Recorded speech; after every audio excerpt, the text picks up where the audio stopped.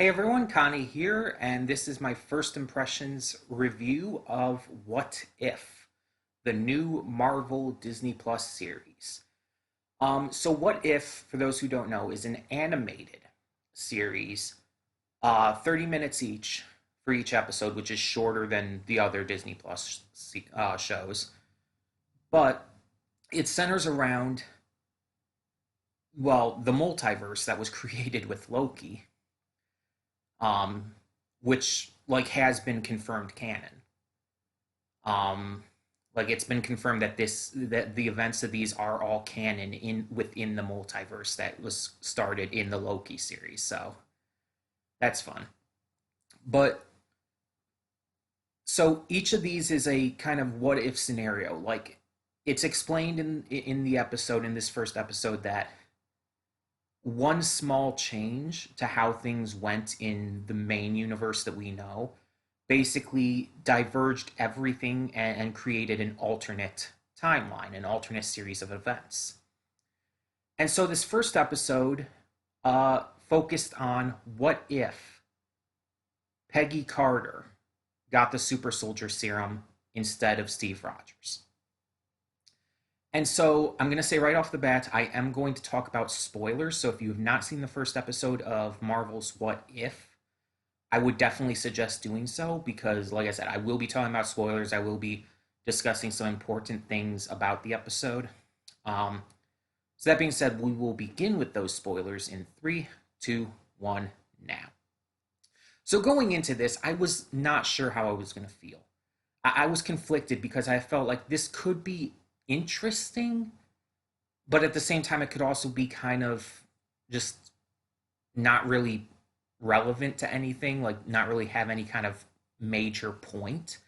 And I do still believe that nothing we're going to see in this is going to have any real effect on the MCU at all.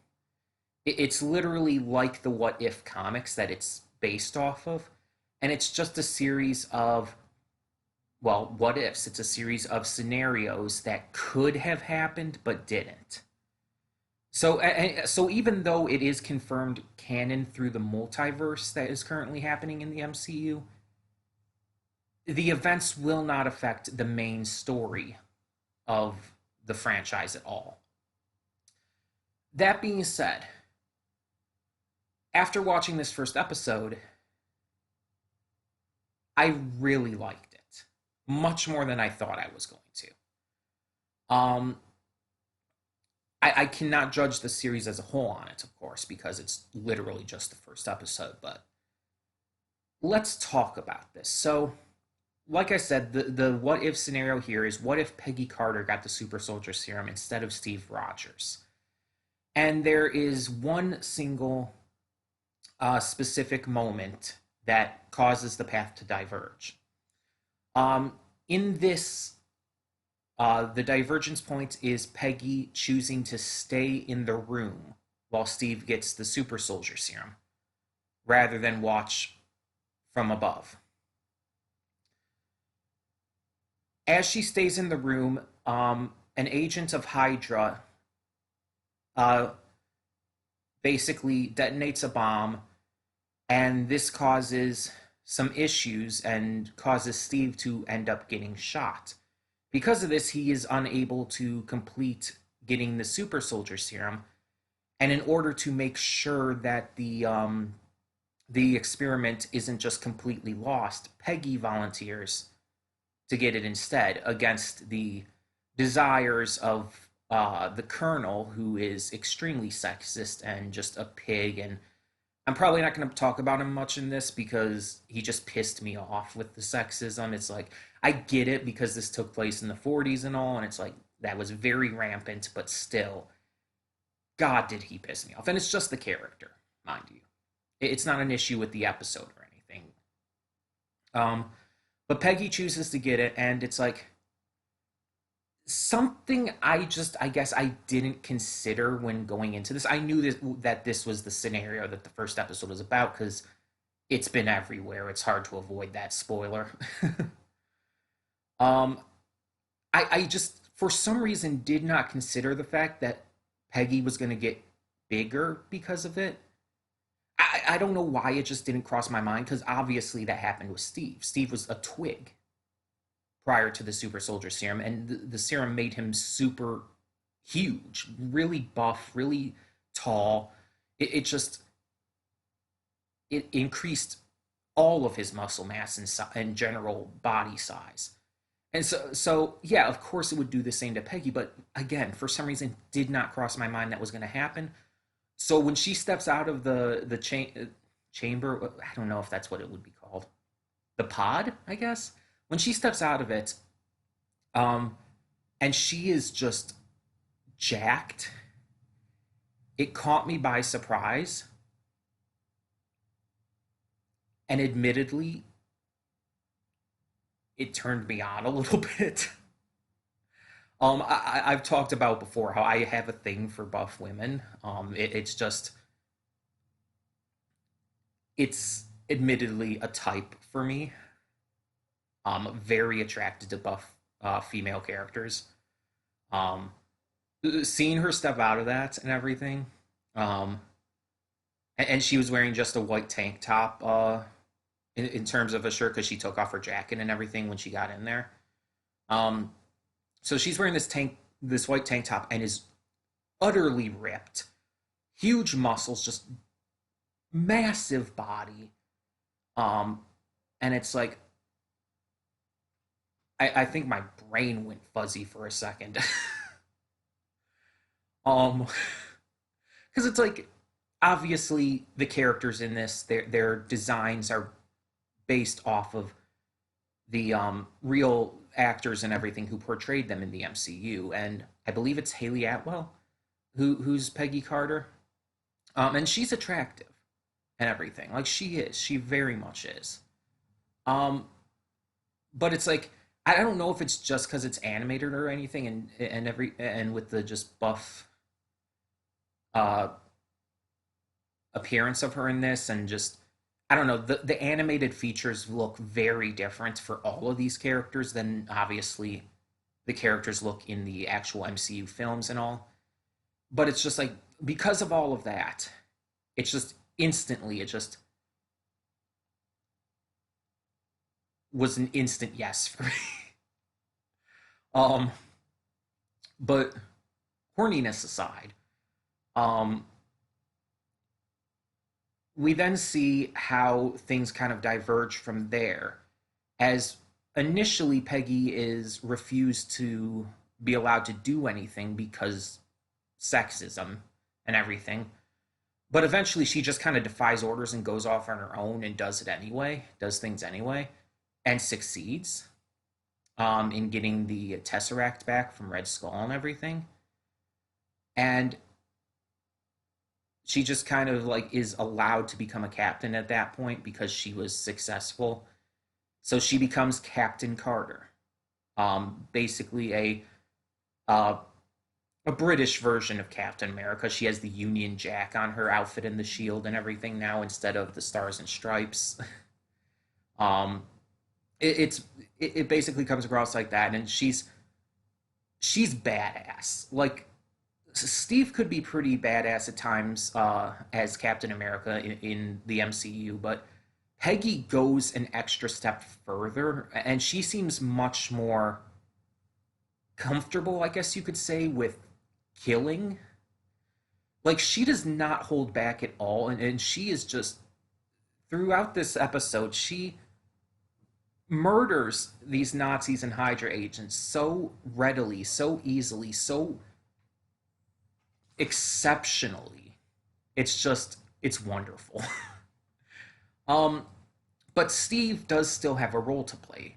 Outside of just being a very fervent supporter of Peggy during all of this and everything, um, we also see that Howard Stark builds him something called the Hydra Stomper, which is it's basically an Iron Man suit. In fact, it's specifically basically an Ironmonger suit, the original suit that Tony created in the cave with I cannot remember his name, but it began with a Y. Yellen or something like that. Um, but it's basically that, or you could, I guess you could say, actually Ironmonger, Obadiah Stane from the first Iron Man movie. It's basically that suit, just obviously a slightly different model and everything. So basically, Steve Rogers became Iron Man, which is a fascinating turn of events. And so he and Peggy continue to fight against Hydra and the Nazis and everything. But eventually, um, the Red Skull gets the Tesseract again and is able to use it to summon Cthulhu. Not actually Cthulhu, but basically Cthulhu, as basically the champion of Hydra. And Peggy sacrifices herself to save everyone else and stop the beast in order to, well, stop the war, basically. And it works, but instead of like dying, she's transported through time and arrives in the modern day where she meets Hawkeye and Nick Fury. And so it's basically an opposite route of what actually happened. Obviously, because we know Steve was frozen in ice for all that time, and he awoke in the modern day and all. So there's some key differences, obviously. Um, but I really ended up liking this a lot more than I thought I would. Um, not just this scenario, but in terms of the series and what we got with this first episode. Peggy was actually a really fantastic lead here. Um, she just did a fantastic job, and I don't know if it was actually Haley Atwell who was voicing her. I'm not sure about that, but either way, the voice actor did a fantastic job as well. She really held this episode together as the lead. Steve was great, and again, I don't know if it's the same actor providing the voice, but he was great as well. He was a fantastic support throughout this. Um, Howard had a notable role, and he was kind of hilarious at times. Definitely a Stark. Let's put it that way. You could definitely see Tony in him. um, and of course, the Nazis and everyone you saw were absolutely terrible and disgusting and whatnot. Bucky was in this, obviously, and he was great. Um, the animation was pretty crisp and smooth. Like it did work for sure. But my one issue is that some of the characters looked a little too similar, and it was hard to tell some of them apart from their facial structure and everything. Specifically, some of the male characters who are just typically, I guess, chiseled, you could say. They kind of had like the same face shape and everything, and it's like the only real way you could tell them apart is their hair color. Um, but that's a minor issue, I would feel. It really didn't affect things too much. Um, but we also had uh, all of this kind of being told to us by the Watcher, who's kind of relaying these stories to us. And I'm wondering if it's going to explain the divergence point every time for each what if scenario. Because again, as it mentioned in this one, the divergence point was when Peggy decided to stay in the room instead of leave. Um, I wonder if it's going to tell us every time what that divergence point is. I kind of want it to. I think it would be a fantastic idea for it to actually show us what causes these changes. Um, but I'm definitely excited to see more of this. And after watching this first episode, I actually think I want to do an ongoing review series for this. Sort of like how I did with season one of The Boys. Except, unlike with season one of The Boys, this one is a weekly release. Because season one of The Boys at that time, when I did that, it was already out for quite a while. So this will be a lot easier to keep track of. With The Boys, I had so much trouble like keeping any kind of regular schedule for it, and it just like ended up just falling behind at times. So it kind of it kind of took it out of me to force myself to get to it at points because I just needed to get more of it up. But this one, it's like one episode a week. It's going to be easy to keep track of, to uh, keep these reactions or these reviews coming. So I think this is going to be a good idea. So this is a first impressions review because it is still my first impressions of this series. But we are going to do episodic reviews for What If. Um, and I think it's going to be pretty interesting. I definitely think it's going to be noteworthy. And mind you, for future Disney Plus MCU shows, we probably won't be doing this. For future stuff like I don't know, like She-Hulk and Miss Marvel, the latter of which I know is said to be coming out this year, which I'm really excited about. Um, but like, well, Miss Marvel, I'll probably be reacting to. It's probably the only Disney Plus MCU series I will react to. But like for other stuff, it's like I'm probably just gonna still do a first impressions and that's it. It's just because of the nature of this series and everything. I think a weekly review series would work, and it won't really take away from anything else because reviews are easy to do. They're easy to record. They're easy to just like snap through, get done. I can't actually snap. I have never been able to snap my fingers. But you get the point. They're very easy to just get done and move on. They don't take as long or as much effort as reactions, so I can do them without question very easily. Um, but all of that being said, tell me in the comments below, what did you think of this first episode of Marvel's What If? Let me know down in the comments below, and were you as enamored, we could use that word, by huge, jacked, really hot Peggy Carter as I was? Um, or is that just not as much your type? Either way, tell me down in the comments below, and thank you so much for tuning in. For now, I'm Connie, and I'm signing off. See y'all next time.